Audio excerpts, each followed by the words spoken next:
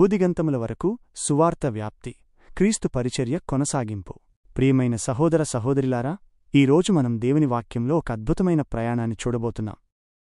అపోస్తుల కార్యములు 13వ అధ్యాయం నుండి 28వ అధ్యాయం వరకు. ఇది కేవలం చరిత్ర కాదు, క్రీస్తు తన శిష్యుల ద్వారా భూదిగంతముల వరకు తన సువార్తను ఎలా వ్యాపింపజేశాడో చూపించే శక్తివంతమైన సాక్ష్యం. ఆదిమ సంఘం పడిన శ్రమలు, వారు పొందిన జయాలు మరియు వారి ద్వారా దేవుని ప్రణాళిక ఎలా నెరవేరిందో ఈ భాగం మనకు వివరిస్తుంది. పౌలు తొలి సువార్త ప్రయాణం. దేవుని పిలుపుకు విధేయత. అంతియొకయలో సంఘటనలు. మన ప్రయాణం అంతియొకయలోని సంఘంతో మొదలవుతుంది. ఇక్కడ ప్రవక్తలు మరియు ఉపదేశకులు ఉన్నారని మనం చూస్తాం. వీరు దేవుని ఆత్మచేత మాట్లాడేవారు మరియు బోధించేవారు. దేవుని ఆత్మ వారిని నడిపించి, బర్నబాను, సౌలును ప్రత్యేకించి నా సేవ కొరకు వేరుపరచండి అని చెప్పింది. ఇక్కడ ప్రత్యేకించి అనే మాటకు గ్రీకు పదం అఫోరిజో, అల్ఫా ఫియో మైక్రోన్ రో అక్యూట్ అయోటా జెటా ఒమేగా, అంటే వేరు చేయడం లేదా నిర్ణయించడం అని అర్థం.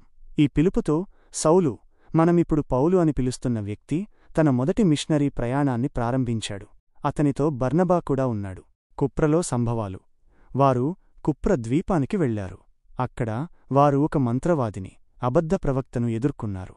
అతని పేరు బర్ యేసు. బర్ అనే హెబ్రీ పదం టెక్స్ట్ డాలర్ అంటే కుమారుడు అని అర్థం.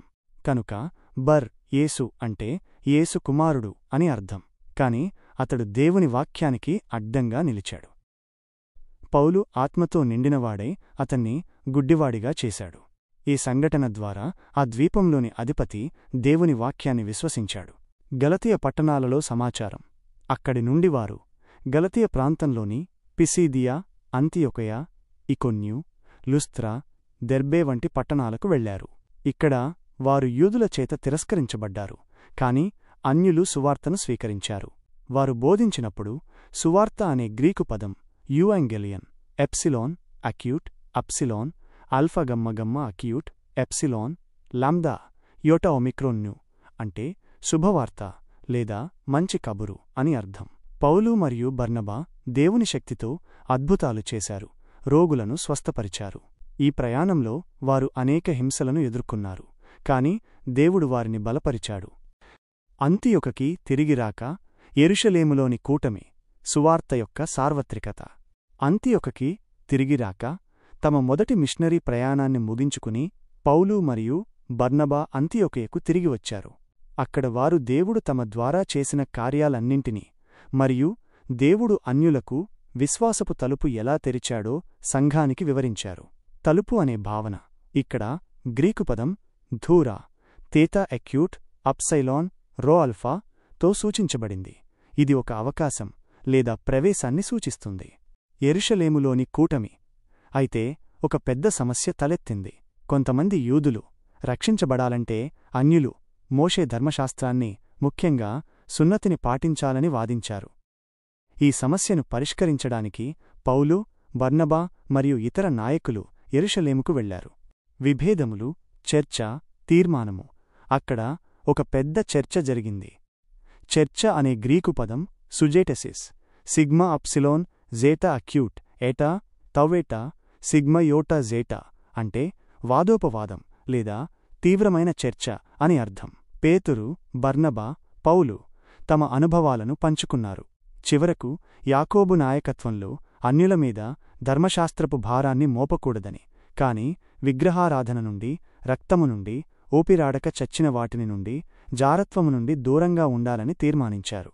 ఇది సువార్త యొక్క సార్వత్రికతను స్థాపించింది. రక్షణ కేవలం క్రీస్తుపై విశ్వాసం ద్వారానే, ధర్మశాస్త్ర కార్యాల ద్వారా కాదు అని స్పష్టమైంది.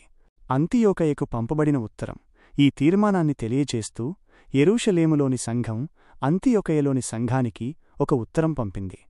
ఇది ఆదిమ సంఘంలో ఐక్యత ఎంత ముఖ్యమో చూపిస్తుంది. రెండవ సువార్త ప్రయాణం. విస్తరిస్తున్న రాజ్యము. జతలో మార్పు. పౌలు, బర్నబా బదులు సీలా. రెండవ ప్రయాణంలో మార్కు విషయంలో పౌలుకు, బర్నబాకు మధ్య ఒక చిన్న విభేదం వచ్చింది. విభేదం అనే గ్రీకు పదం పరాక్సుస్మోస్, పిఆల్ఫా, హో, ఓమిక్రాన్, క్సీలా, సిగ్మా ము అక్యూట్, ఓమిక్రాన్ సిగ్మాఫ్ అంటే తీవ్రమైన అభిప్రాయ భేదమని అర్థం.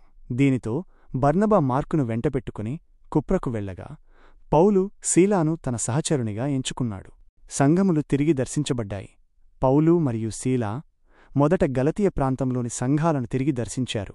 వారికి విశ్వాసంలో స్థిరత్వాన్ని కలిగించారు. ఈ ప్రయాణంలో తిమోతిని కూడా తమతో కలుపుకున్నారు. మసిదోనియాకి పిలుపు. త్రోయలో ఉండగా పౌలుకు ఒక దర్శనం వచ్చింది.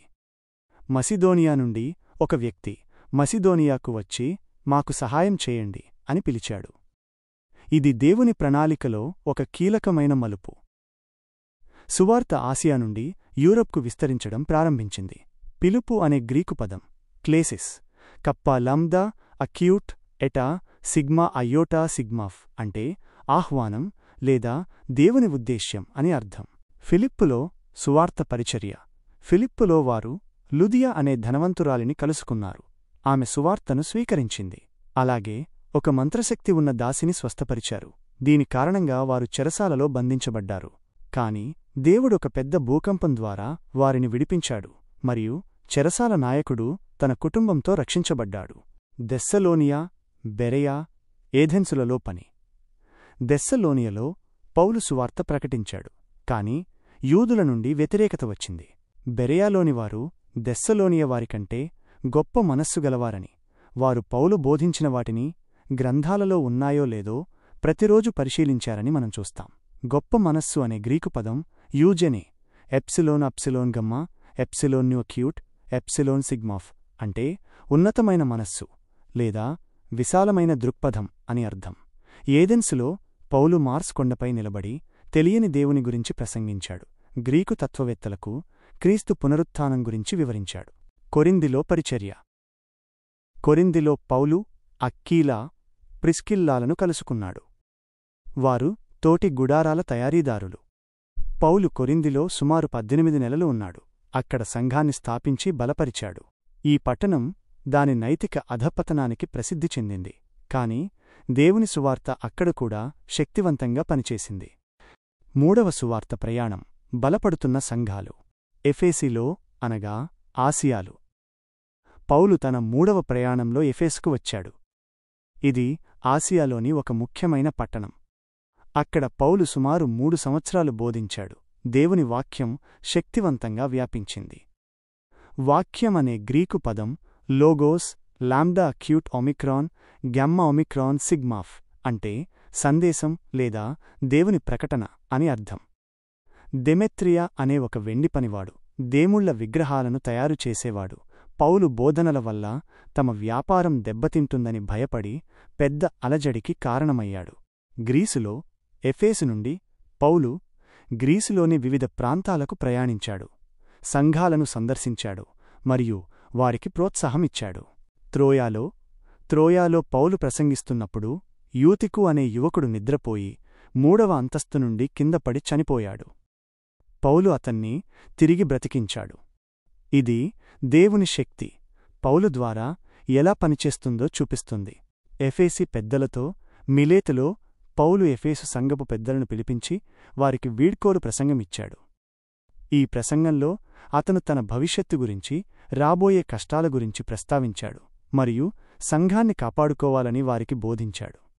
ఇది పౌలు యొక్క కాపరి హృదయాన్ని వెల్లడిస్తుంది. మిలేతి నుండి కైసరాయకు. యెరూషలేములో సంఘంతో పౌలు యెరూషలేముకు వెళ్లడానికి సిద్ధమయ్యాడు. ఆత్మలో కట్టుబడి ఉన్నానని చెప్పాడు. అక్కడ తనకు సంభవించబోయే కష్టాలను తెలిసినప్పటికీ కైసరాయలో అతను అగాబు అనే ప్రవక్తను కలుసుకున్నాడు. అతను పౌలు యెరూషలేములో బంధించబడతాడని ప్రవచించాడు. రోమాకు ప్రయాణం. దేవుని ప్రణాళికలో బంధింపబడిన సేవకుడు. పౌలు బంధింపబడిన మీదట సంభవాలు. యెరూషలేములో పౌలు బంధించబడ్డాడు. యూదులు అతనిని చంపడానికి ప్రయత్నించారు. అయితే రోమా సైనికులు అతన్ని రక్షించి విచారణ కోసం తీసుకుని వెళ్లారు. సన్హెడ్రిన్ సభ. న్యాయసభ ఎదుట పౌలు సన్హెడ్రిన్ ముందు విచారించబడ్డాడు. సన్హెడ్రిన్ అనేది యూదుల అత్యున్నత న్యాయస్థానం. అక్కడ పౌలు పునరుద్ధానం గురించి మాట్లాడాడు. ఇది పరిసయ్యులు మరియు సద్దూకయ్యుల మధ్య విభేదానికి దారితీసింది. కైసరాయకు పౌలు తరలించబడుట. పౌలు ప్రాణానికి ముప్పు ఉండటంతో అతన్ని కైసరాయకు తరలించారు. అక్కడ అతను రోమా అధిపతులైన ఫెలిక్స్, ఫెస్తు మరియు రాజైన అగ్రిప్ప ముందు నిలబడ్డాడు. ఫెలిక్సి ఎదుట పౌలు, ఫెస్తు ఎదుట పౌలు, అగ్రిప్ప ఎదుట పౌలు. ఈ విచారణలలో పౌలు తన రక్షణను ప్రకటించాడు. తాను యేసుక్రీస్తు గురించి, పునరుద్ధానం గురించి బోధిస్తున్నానని వివరించాడు. అతను ఎలాంటి నేరం చేయలేదని స్పష్టమైంది. అగ్రిప్ప ముందు పౌలు చేసిన ప్రసంగం అత్యంత శక్తివంతమైనది. అగ్రిప్ప దాదాపు క్రీస్తును విశ్వసించాడు. ప్రయాణములో ఓడబద్దలవ్వటం. పౌలు రోమాకు అప్పీల్ చేసుకున్నాడు.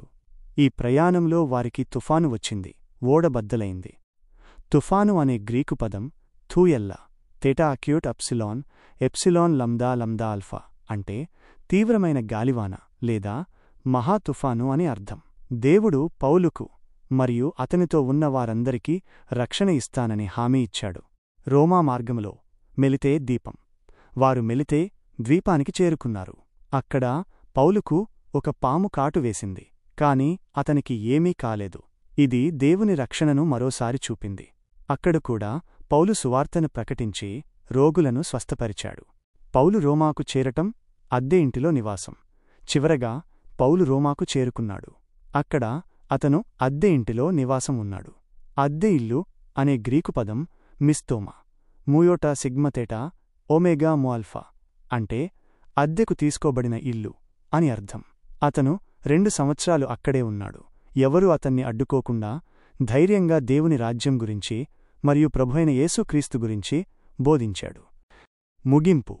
సువార్త యొక్క జయం. ప్రియమైన వార్లారా, అపోస్తుల కార్యములు 13 నుండి 28 అధ్యాయం వరకు ఉన్న ఈ భాగం సువార్త ఎంత శక్తివంతమైనదో, ఎంత అడ్డంకులను అధిగమించి విస్తరించిందో మనకు స్పష్టంగా చూపిస్తుంది. దేవుడు తన ప్రజలైన పౌలు మరియు ఇతర శిష్యుల ద్వారా అసాధ్యమైన పనులను చేశాడు. వారు హింసలు, అపనిందలు, చెరసాలలు, ఓడబద్దలవడం వంటి అనేక కష్టాలను ఎదుర్కొన్నారు. కాని దేవుని వాక్యం ఎప్పటికీ బంధించబడదు. ఈ భాగం నుండి మనం నేర్చుకోవలసిన ముఖ్యమైన పాఠమేమిటంటే, సువార్తను ప్రకటించే విషయంలో మనం వెనుకాడకూడదు. పౌలువలే దేవుని పిలుపుకు మనం విధేయత చూపాలి. క్రీస్తు కోసం కష్టాలనుభవించటానికి సిద్ధంగా ఉండాలి. సువార్త అనేది కేవలం ఒక పదం కాదు, అది లోకానికి ఆశను ఇచ్చే జీవన సందేశం. ఈరోజు మన మధ్యలో కూడా దేవుడు పనిచేస్తున్నాడు. దేవుని ఆత్మ మనల్ని కూడా సువార్త ప్రకటించడానికి సిద్ధం చేస్తోంది. భూదిగంతముల వరకు సువార్తను వ్యాపింపజేసే గొప్ప పనిలో మనం కూడా పాలుపంచుకుందాం. దేవుడు మిమ్మల్ని దీవించునుగాక.